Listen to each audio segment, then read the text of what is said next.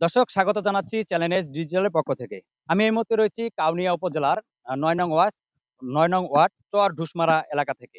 আমি যে জায়গাটিতে দাঁড়িয়ে রয়েছি এটি হলো তিস্তা ঢুসমারা চর, যেখানে কিন্তু ছিল প্রায় শতাধিক বাড়িঘর। নদীগর্ভে বিলীনের পথে এই বাড়িঘরগুলো। তবে এখানকার স্থানীয় লোকদের সঙ্গে কথা বলে যতটুকু জানতে পেরেছি, প্রায় শতাধিক বাড়িঘর এখন পর্যন্ত ভাঙনের কবলে রয়েছে। এমনটি কিন্তু তারা জানিয়েছেন। তবে একটি বিষয় আরো জানিয়ে রাখি, যে বাড়িঘরগুলো অন্যথায় সরিয়ে গেছেন, তাদের কিন্তু এখন পর্যন্ত কোনো খবর নেয়নি স্থানীয় প্রশাসন। আরো আমরা কথা বলে যতটুকু জানতে পেরেছি যে, নদীগর্ভে যে বাড়িঘরগুলো গিয়েছেন, সেগুলো উম আ আসলে এই যে বাড়িঘরগুলো এখন পর্যন্ত আ ঝুঁকিপূর্ণ অবস্থায় আছে, আজকের মধ্যে যদি না সরানো হয়, এগুলোও কিন্তু নদীগর্ভে বিলীনের পথেই বলতে চলে।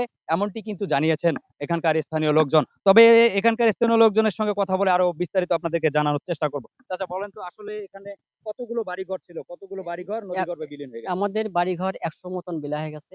আরো ৫০-৬০ টা ১০০ মতন আরকি নদীর করে ঝুঁকির পথে আছে। এখন মনে করেন এই ঝুঁকির পথে আছে, এখন তারা কোথায় যাবে? জায়গা নাই, কিছু নাই। জায়গায়, জায়গায় ফেলে দিছে ঘরবাড়ি। মনে করেন যার একটু জমিন আছে তারা চাষ জমি নিছে। মনে করেন এমন আছে তারা জমিনে তারা ওই ঘর মাটি ফেলায় দিছে। এরকম আমাদের এই চর ঢুসমারার অবস্থা।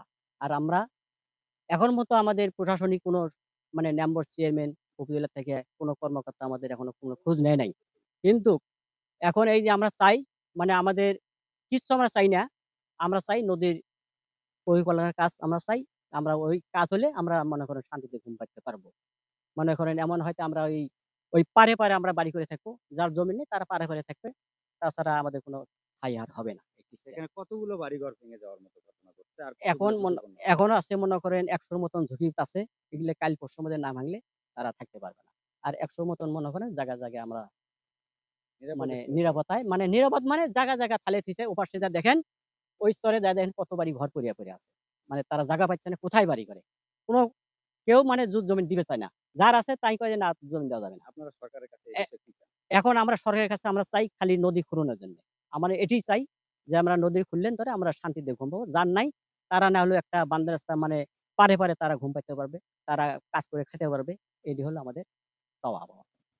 শুনছিলেন এখানকার এক স্থানীয় বাসিন্দার কথা। তারা ত্রাণ নয়, আর্থিক সহযোগিতা নয়। তারা চায় একটি স্থায়ী সমাধান। সেটি হলো তিস্তা মহাপরিকল্পনার বাস্তবায়ন। তিস্তা মহাপরিকল্পনা বাস্তবায়ন হলেই তারা হয়তো কোনো এক জায়গায় মাথা গোঁজার ঠাঁই পাবে, যেখানে কখনোই তিস্তা গ্রাস করতে পারবে না।